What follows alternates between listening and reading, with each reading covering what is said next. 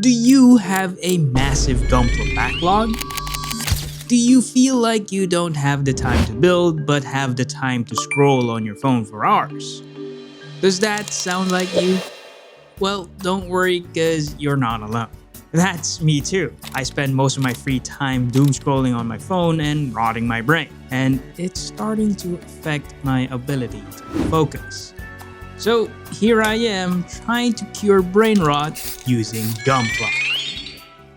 So I did a little bit of researching, aka watch YouTube videos talking about brain rot, and I'm going to be trying out free suggested ways to stop doom scrolling and hopefully rewire my brain. And I think most Gunpla builders will struggle with the third one. And our journey to cure brain rot using Gunpla starts with breaking our usual pattern by doing the thing we've been avoiding. This kit has been sitting in my backlog for 3 years now. I got this way back in 2023 when my friends and I went to Japan just to see the big old granddaddy Gundam move. That was a year before Gundam Factory Yokohama shut down, so I got this as a souvenir. But I just never got around to building it. Life just gets to you sometimes, and it's way easier to just sit down and scroll on your phone than it is to build Gunpla. But it's time I stop doom scrolling and build this kit instead.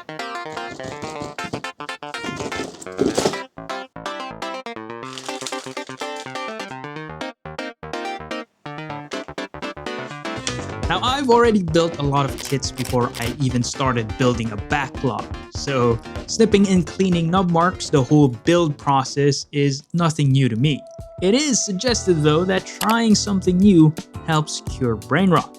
Doing something new and unfamiliar forces your brain to lock in and focus. So in the spirit of trying something new, I'll be panelining the pieces first before I cut them off. It's just 2 bags for the model kit itself, so I don't think it'll be too bad. For the longest time, I've always built the kit first before panelining. And it's just recently that I heard about people panelining the pieces while they're still on the runners. Now people are divided whether you should paneline before or after building the kit. Some people like to paneline the pieces while they're still on the runners to ensure that the panel liner doesn't crack any of the pieces.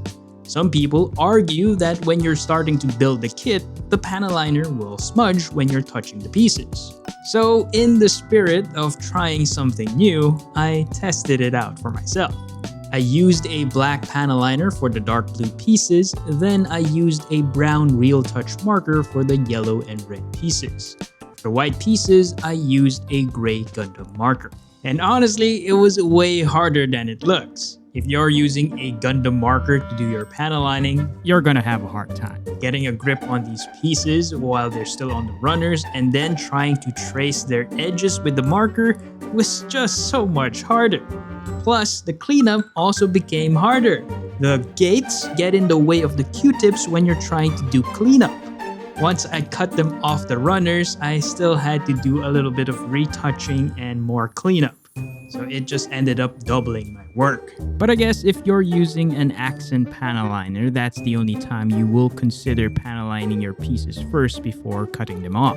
This way, you ensure that you don't crack any of the pieces. It was way easier to use the panel liner, but still, the cleanup was a pain. Would I do it again? Probably not. I'll be sticking with building the kit first before panel lining, but I'm still glad I tried it out. After I panel lined all the pieces, it was time to snip them off the runners. Now I know cutting and sanding off nub marks can be quite repetitive and it can get quite boring. That's why usually during this step of the build process, I would usually have music or a YouTube video or a podcast playing in the background.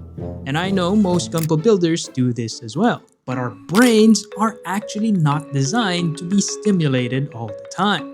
Being bored actually helps cure brain rot.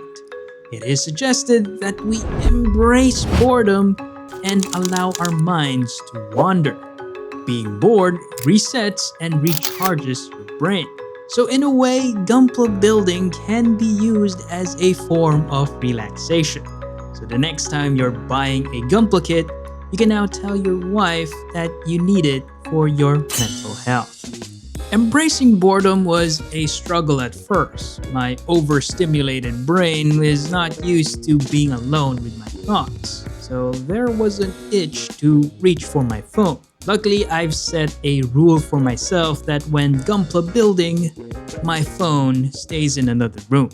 After being bored out of my mind, my brain started to wander.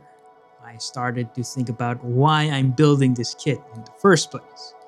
So then I started to reminisce about my Japan trip with the boys. And I started to remember the childlike wonder I felt when I saw the Gundam move for the very first time. And as I was building the G-Dock stand, I started to remember the regret I felt when I found out that the tickets to see the Gundam up close was already sold out.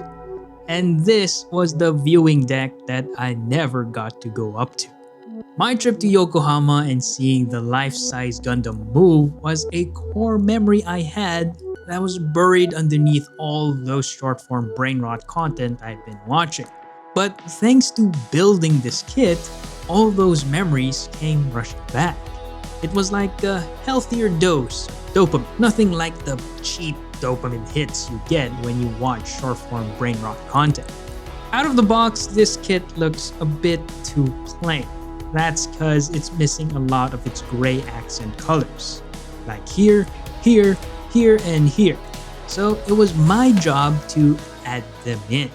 I had to lock in for this one because these details are so small. That means one small mistake and gray paint ends up everywhere. Luckily, even with my novice painting skills, I think it turned out just fine. One of the main reasons why I bought this kit as a souvenir was for the G-Dock. For me, it was gonna be the main attraction that was gonna make this kit stand out in my collection. And it did not disappoint. It came with all these small intricate details that's sadly hidden behind its solid black plastic. The kit came with a lot of stickers for color separation, but I also added some dry brushing of silver paint to make those small details pop. Now you can easily see those beautiful details. It's a small touch that goes a long way. After a little bit of painting and top coat, it now looks like the Gundam I saw in real life. Now, every time I look at this kit, I'm transported back to the time I spent in Yokohama with my friends. So the next time you guys are building a Gunpla kit, I hope you guys try something new. And instead of watching a video in the background, I hope you guys embrace boredom and reflect on why you bought the kit you're building in the first place. That's it for this one. Thanks for watching, and I'll see you guys in my next build.